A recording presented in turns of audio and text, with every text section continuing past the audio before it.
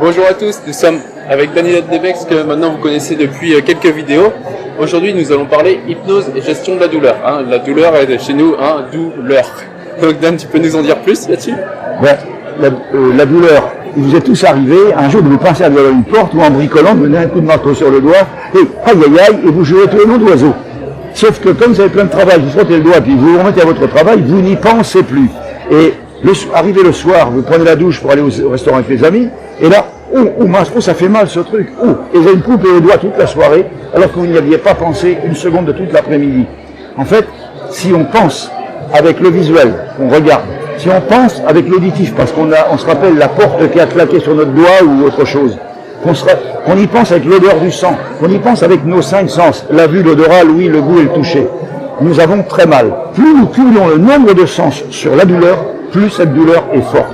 Si nous éliminons ces 5 sens qui sont mobilisés sur autre chose, notre travailleur, la douleur n'existe plus. Ce n'est qu'un douleur ou éventuellement une petite gêne. Ouais. Et donc ça, par l'auto-hypnose, on peut mieux gérer... Ah oui, et bon, l'auto-hypnose qui bien sûr s'apprend, au début on met un certain temps, mais quand on est, comme toi ou moi maintenant, une fraction de seconde on est sous auto-hypnose, on peut s'anesthésier tout seul, très rapidement. Oui, très rapidement, et donc on pourrait faire une démonstration là? Ah, si tu veux. Parce que j'ai pris un petit outil quand même. Oui. Ah oui, il me suffit par exemple de penser insensibilisation, puis de prendre un morceau de chair et de tirer. C'est insensible, c'est tout caoutchouteux. Ah, bon. C'est ça. Ouais, je te le dans ta poche, je te fais cadeau. Voilà. Et c'est instantané, parce que j'ai mobilisé mes 5 sens sur autre chose. C'est ça. J'ai mobilisé ma vue, sur la lumière qui est là, l'audition sur tout le bruit qui est autour, etc.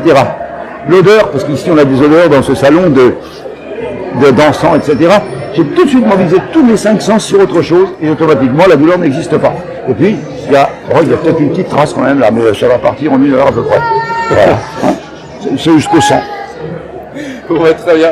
Merci Dan du coup pour cette démonstration et cette explication sur l'hypnose et la gestion de la douleur et l'auto-hypnose, très important. C'est évident que c'est juste une petite démo parce qu'en cours, c'est plus long à apprendre, évidemment. C'est plus long à apprendre, c'est ça. Mais ce qui est fantastique, c'est que maintenant, il y a des opérations sous hypnose. Nous formons, des anesthésistes, formons des dentistes et des anesthésistes à l'école centrale d'hypnose.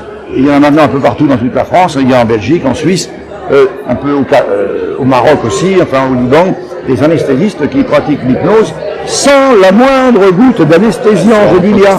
Parce qu'il existe une technique de Madame Fémonville, fantastique, parce qu'elle a permis de répandre cela, qui s'appelle l'hypnosédation, où on relaxe le patient pour qu'il supporte mieux l'anesthésion et ça lui permet de baisser les doses. Mais en fait, avec l'hypnose, on peut éliminer tous les anesthésiants. Voilà. Nous en parlerons une autre fois, j'espère. Très bien. Bon, merci Dan pour cette vidéo. C'est moi qui te remercie. À très bientôt. À bientôt.